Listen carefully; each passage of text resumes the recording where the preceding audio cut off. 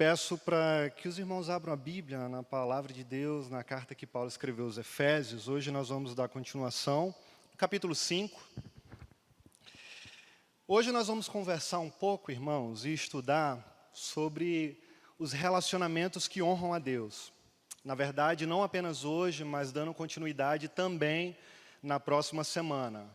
Esse é o texto específico, o momento da carta onde Paulo, ele, escrevendo para os irmãos de Efésios, ele enfatiza a importância dos relacionamentos que honram a Deus com uma observação extremamente importante que nós precisamos ter em mente antes de começarmos hoje e também na próxima semana.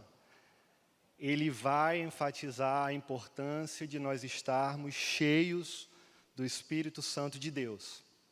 Então, para nós começarmos, hoje nós vamos conversar um pouco sobre a importância de relacionamentos vivendo em comunidade e também falaremos sobre o relacionamento entre marido e esposa. Semana que vem nós vamos tratar numa perspectiva de relacionamento em comunidade, olhando para os pais e os filhos e para os escravos e senhores, ou, traduzindo para o nosso contexto, patrões e funcionários. Por que não? É esse o contexto onde Paulo se aplica para nos ensinar. Olhando hoje, irmãos, esses primeiros versículos do 15 ao 21, nós vamos ver a importância de vivermos em comunidade. E Paulo, nos 3 primeiros versículos, dos versos 15 ao 17, vai nos ensinar sobre a importância de andarmos em sabedoria na comunidade. E os versos 15 e 16 vão mostrar para nós, inicialmente, que as pessoas sábias, elas administram muito bem o seu tempo. Olha só, versículos 15 e 16, o que ele fala. Tenham cuidado com a maneira como vocês vivem, que não seja como insensatos, mas como sábios, aproveitando ao máximo cada oportunidade, porque os dias são maus. Ou seja, pessoas imprudentes perdem tempo, mas as pessoas sábias aproveitam ao máximo as oportunidades. Pessoas que administram bem o seu tempo, têm uma melhor qualidade e são sábias. E como elas se tornam sábias? O versículo 17 responde. As pessoas, elas se tornam mais sábias buscando discernir a vontade de Deus. Olha só o que diz, versículo 17. Portanto, não sejam insensatos, não sejam imprudentes, mas procurem compreender qual é a vontade do Senhor. Irmãos, esse é o ponto importantíssimo para as nossas vidas. Procurarmos discernir qual é a vontade do Senhor. Quando a gente olha para Jesus, lá no Getsêmani, na sua oração, momentos antes de começar a peregrinação até a cruz, onde ele viveria o martírio, morreria e posteriormente ressuscitaria, ele ora lá no Getsêmani dizendo, Pai, contudo, se possível, afaste de mim esse cálice, mas contudo, seja feita a tua vontade. Quando a gente olha em Mateus 6, ele está junto com os seus discípulos, ensinando as pessoas sobre a importância da oração, e ele fala, seja feita a tua vontade, assim na terra como ela é feita nos céus. Esse é o ponto. Nada é mais importante na vida do que descobrir e praticar a vontade de Deus. E a vontade de Deus para as nossas vidas em comunidade é estarmos cheios do Espírito Santo. Veja o que o versículo 18 diz. Não se embriaguem com o vinho, que leva à libertinagem. E aí eu quero só abrir um parêntese, irmãos, porque antes de darmos continuidade nesse versículo, ele é costumeiramente levantado como bandeira em diversos locais, com a premissa de que beber bebida alcoólica é pecado. E esse é o texto que muitos utilizam. Eu queria deixar claro que, em momento algum, As Escrituras Sagradas dizem que a bebida alcoólica é pecado. Jesus, por exemplo, no início do seu ministério, ele, numa festa de casamento, transformou água em vinho. Não há problema algum com a bebida alcoólica. Entretanto, o que Paulo está querendo deixar bem claro para nós aqui, ele usa o exemplo do vinho, é justamente porque quando as pessoas bebem e extrapolam os limites, elas perdem o seu estado natural, se embriagam e tomam atitudes que na sua sã consciência jamais teriam e, consequentemente, acabam pecando. E em comunidade, provavelmente escandalizarão muitas pessoas. Então ele usa isso para falar, não se embriaguem com o vinho que leva à libertinagem. Mas esse é o ponto mais importante do contexto. Mas deixem-se encher pelo Espírito, falando entre vocês com salmos, hinos e cânticos espirituais, cantando e louvando de coração ao Senhor, dando graças constantemente a Deus Pai por todas as coisas, em nome do Senhor Jesus Cristo. Sujeitem-se uns aos outros por temor a Cristo. Irmãos, quando nos enchemos do Espírito, nós vivemos em comunhão e adoramos ao Senhor juntos, em comunidade. É isso que o versículo 19 está mostrando para nós. Quando nós estamos cheios do Espírito, estamos falando entre nós, com salmos, com hinos e cânticos espirituais, cantando e louvando ao Senhor de todo o nosso coração. Quando nos enchemos do Espírito, nós expressamos gratidão. É o que o versículo 20 está mostrando para nós. Dando graças a Deus, constantemente a Deus Pai, por todas as coisas em nome do Senhor Jesus Cristo.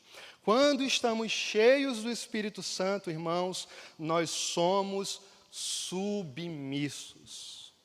A importância da submissão é fundamental na vida de um cristão. E um cristão cheio do Espírito Santo, que busca a presença de Deus, ele não tem dificuldade de se submeter às figuras de autoridade que Deus coloca na sua vida. Por isso que ele termina no versículo 21 dizendo, sujeitem-se uns aos outros, por quê, irmãos? Por temor a Cristo.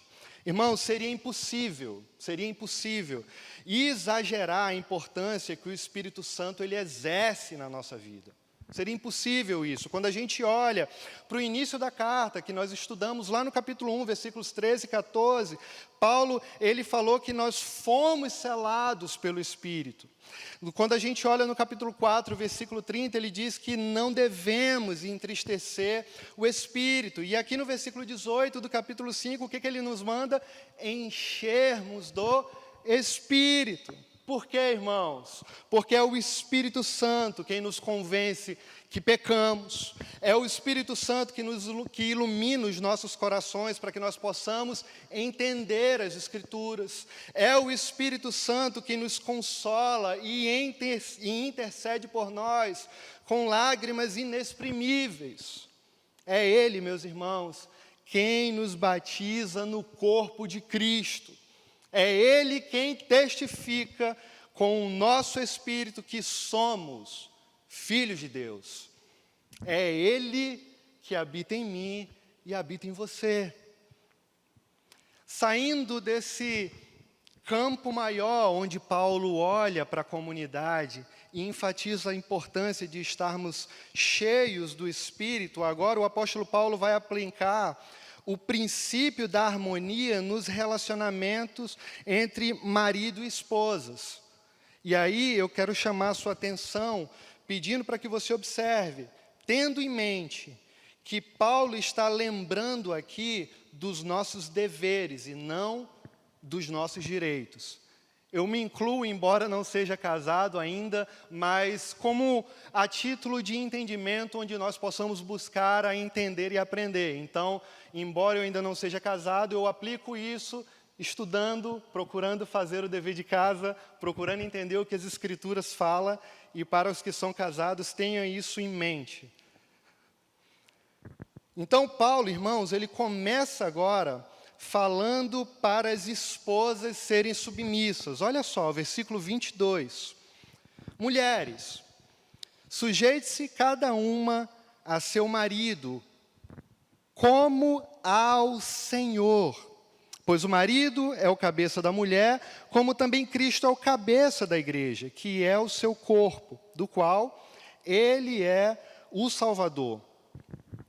Paulo, irmãos, não sugere em nenhum lugar que as mulheres elas sejam inferiores aos homens. Entenda isso. O que ele está aqui em mente é justamente, ele quer mostrar com isso que Paulo ele não sugere, eu engasguei agora, volta, voltei. Paulo ele não sugere, irmãos, em nenhum momento aqui que as mulheres elas sejam inferiores aos homens, tá certo? Ou que lhes sejam sujeitas em toda situação, ok? E para mostrar que ele está com isso em mente, ele usa Cristo e a igreja como ilustração, deixando claro a sua intenção. Pronto, quase que não saía. E para isso a gente vai observar o versículo 24. E ele continua assim, dizendo: assim como a igreja está sujeita a Cristo, também as mulheres estejam em tudo sujeita aos seus maridos. Quando a esposa ela é submissa a Cristo e deixa que ele seja o Senhor da sua vida, ela não vai ter dificuldade de se submeter ao seu marido. Isso não significa que agora isso não significa agora que a esposa tem que fazer tudo que o marido manda, pois na verdade, irmãos, o marido também deve se submeter a Cristo. Eu vou usar um exemplo aqui, espero que vocês consigam entender. É como se fosse uma corda de caranguejo isso. Não sei se você já foi na feira e viu uma corda de caranguejo, tudo entramelado, não está desconectado. O que eu quero dizer com isso? A esposa, ela se submete ao marido porque antes ela se submete a Cristo. O marido, ele exerce liderança na esposa porque antes ele se submete a Cristo. Se ambos vivem, irmãos, esse senhorio de Cristo, o resultado só pode ser harmonia. Então, maridos, agora é com vocês. Se por um lado a palavra que caracteriza o dever da esposa é submissão, a palavra que caracteriza o dever do marido é amor. Se o marido ele quer que a esposa seja submissa, ele precisa amar a esposa como Cristo amou a igreja. Paulo, ele tem mais coisas a dizer aos maridos cristãos do que às esposas, irmãos. O padrão que ele estabelece aqui, que ele determina para o marido, é extremamente elevado. Eu quero que você acompanhe comigo agora dos versículos 25 até o versículo 27 e observe comigo o que o apóstolo Paulo fala para os maridos. Maridos, ame cada um a sua mulher, assim como Cristo amou a igreja e entregou-se por ela, para santificá-la, tendo-a purificado pelo lavar da água mediante a palavra, e para apresentá-la a si mesmo como igreja gloriosa, sem mancha, nem ruga ou coisa semelhante, mas santa e inculpável. Paulo exalta o amor conjugal, irmãos, aqui ao mais alto nível possível, porque ele vê no lar cristão a imagem do relacionamento entre Cristo e a igreja. É por isso que nesses últimos versos que acabamos de ler, ele utiliza 5 verbos, perdão. Ele utiliza o verbo amar. E aqui, quando nós olhamos para o verbo amar, a gente precisa perceber que o marido tem que ter o mesmo amor de Cristo pela igreja. E que amor é esse, irmãos? Ele tem que ter o mesmo amor pela esposa, assim como Cristo tem pela igreja. Qual é o amor? Sacrificial. O que eu estou querendo dizer? Se preciso for, ter que morrer pela sua esposa, e aí eu digo literalmente falando, ele precisa fazer isso. A ênfase aqui é de um amor sacrificial. O outro verbo é entregar-se. E por que ele usa o verbo entregar-se? Porque o amor, ele não é egoísta, mas devotado à pessoa amada. O outro verbo que ele utiliza, santificar. Aquele amor, irmãos, que visa o bem da pessoa que você ama. Um outro verbo que ele utiliza, purificar. O amor busca, meus irmãos, a perfeição da pessoa amada. E o último verbo, apresentar. O amor visa a felicidade plena com a pessoa amada. Qual é a mulher, irmãos? E aí eu faço essa pergunta. Qual é a mulher que não vai querer se submeter a um marido que tenha essas atitudes? Não é verdade? Exemplo, a situação está feia, a crise financeira, coronavírus, por exemplo, a pandemia, muitas adversidades estamos vivendo nos últimos momentos. Talvez algumas famílias olhem e falem, poxa, a situação está bem difícil. E a esposa, ela olha e diz, eu não sei como o meu marido vai resolver esse problema, mas eu confio nele. Eu confio nele porque ele teme ao Senhor, ele busca a vontade de Deus e ele está fazendo de tudo, mesmo em meio às adversidades, para prover o nosso sustento, para cuidar da nossa família e nos proteger. Eu me submisso a ele. E ainda mais, eu faço isso porque ele também, como sacerdote do lar, e tem levado a mim e os meus filhos para perto do Senhor. Por isso eu me submeto a Ele. Assim como Cristo, irmãos, é o sumo sacerdote da igreja, o marido é o sacerdote do lar. É por isso que a mulher se submete.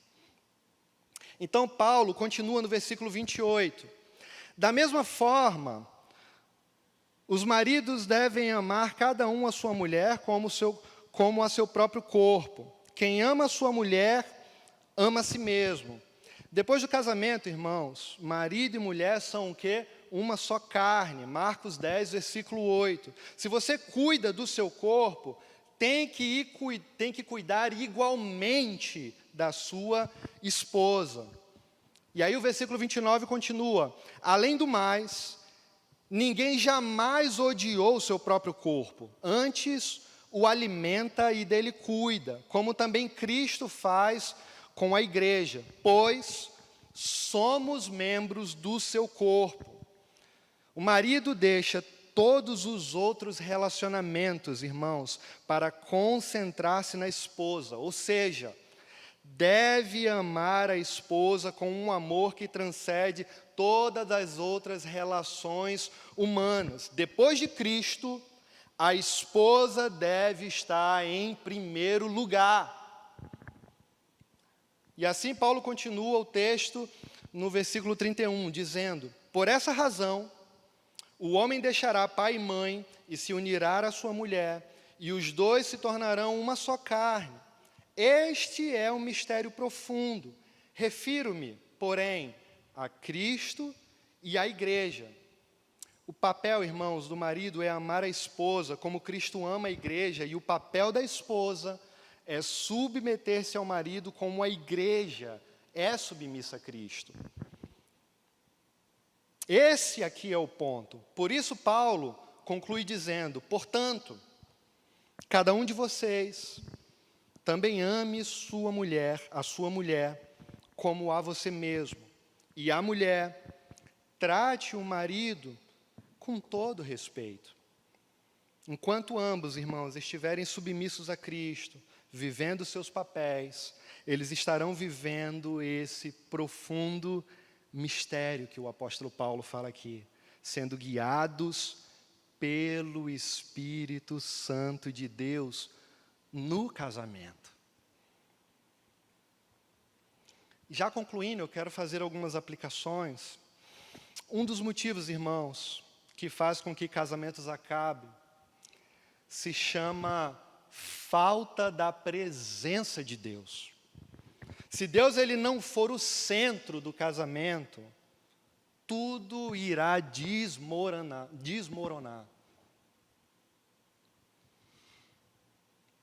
Mas então, como é que o marido pode cuidar da esposa, Edilson?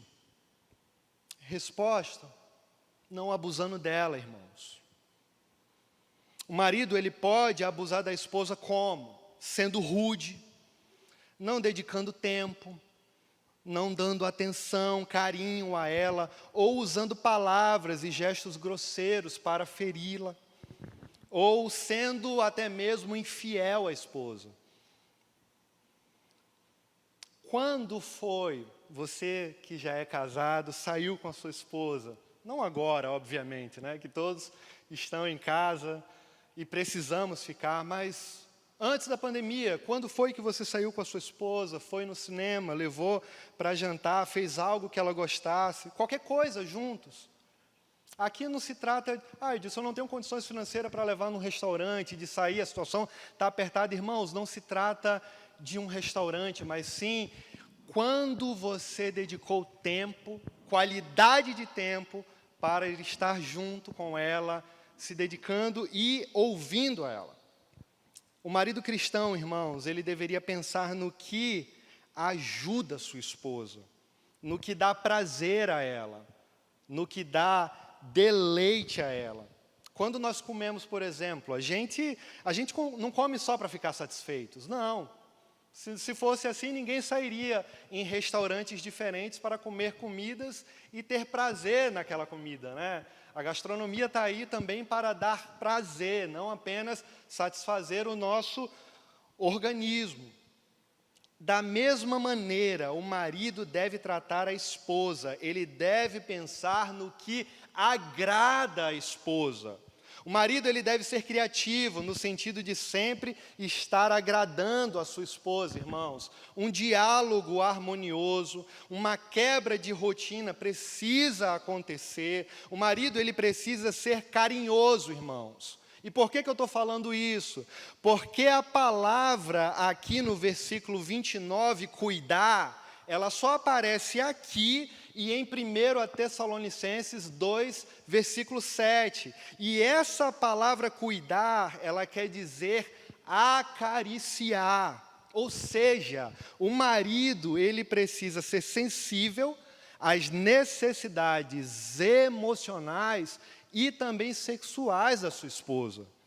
O marido, ele precisa aprender a ser romântico, cavalheiro, gentil, cheio de ternura, e isso, irmãos, é para a glória de Deus na manifestação do casamento.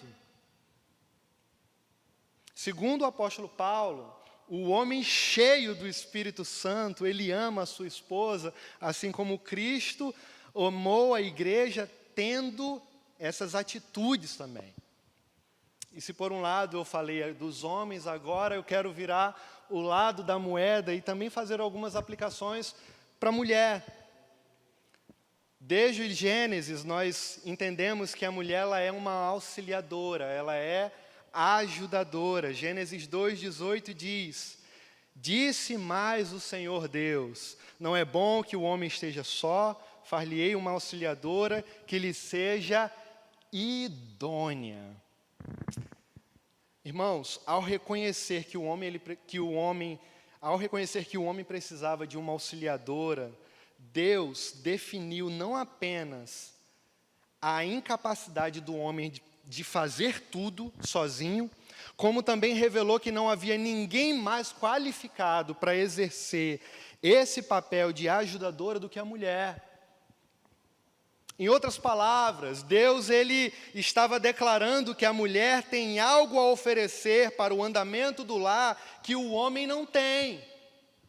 O papel de ajudadora da mulher é mais do que participar da distribuição de tarefas no lar, é muito mais. envolve, além de função de conselheira, o aspecto de encorajadora. Isso é importantíssimo frisarmos. O marido não pode ser eficaz no seu lar sozinho, não pode. Isso é algo muito claro na palavra de Deus. O que está escrito lá em Provérbios, capítulo 14, versículo 1? A mulher sábia, ela o quê, irmãos? Edifica a sua casa, mas a insensata ou a tola, com as próprias mãos, a destrói. Tem marido que não recebe, exemplos, né? Vamos para os exemplos. Tem maridos, por exemplo, que não recebe nenhum tipo de encorajamento, motivação para nada da esposa. Ela não motiva, não encoraja, só reclama, né? E às vezes, sem perceber, elas estão levando o casamento à destruição, aos poucos. Uma rotina de trabalho, o marido chega em casa, a mulher já vem com milhares de problemas, mas não senta, não ouve, não encoraja. A mulher sábia edifica a sua casa, mas a tola destrói com as suas próprias mãos, irmãos. Mulher como ajudadora precisa entender uma coisa. Ela tem a capacidade de edificar ou de derrubar a sua família. Infelizmente, algumas pessoas, algumas esposas não têm a sabedoria necessária e nem reconhecem que deveriam estar buscando por sabedoria através de conselheiros, de pessoas experientes, como está escrito, por exemplo, lá em Tito, capítulo 2, versículos 3, 5, e muito menos buscando a oração, como está escrito em Tiago, capítulo 1, versículo 5. E aí, por outro lado, a mulher sábia sempre ajudará na edificação do lar, fazendo jus ao famoso ditado, que todos nós conhecemos, né? Não atrás, mas ao lado de um grande homem, sempre tem o quê? Uma grande mulher. Isso me faz lembrar, encerrando o nosso estudo, as palavras do comentarista bíblico Matthew Henry. E ele diz assim: a mulher foi feita de uma costela tirada do lado de Adão, não de sua cabeça para governar sobre ele, nem de seu pé para ser pisada por ele, mas do seu lado, para ser igual a ele, debaixo do seu braço para ser protegida e perto do seu coração para ser amada. Irmãos, o resumo desses dois pontos que nós trabalhamos hoje, a importância de vivermos em comunidade e a condução de um casamento no relacionamento entre maridos e esposas, são evidenciados primordialmente com uma ênfase extremamente relevante: estarmos cheios do Espírito Santo de Deus. Se você quer ter bons relacionamentos e viver bem em comunidade, busque ao Senhor, busque ser cheio da presença do Espírito Santo de Deus. E dentro do seu casamento, se coisas não estão indo muito bem, áreas estão precisando de cuidados, procurem conselheiros. Mulheres, procurem mulheres mais velhas, mais idôneas, sábias, que possam lhe aconselhar. E antes de tudo, busque ao Senhor em oração e meditação da palavra e se encha do Espírito Santo de Deus. Na próxima semana, nós vamos dar continuidade falando sobre os relacionamentos entre os pais, os filhos e os escravos e senhores, também pela ótica do enchimento do Espírito e a presença de Deus conduzindo esses relacionamentos. Que Deus abençoe e aplique essa palavra no nome de Jesus. Amém.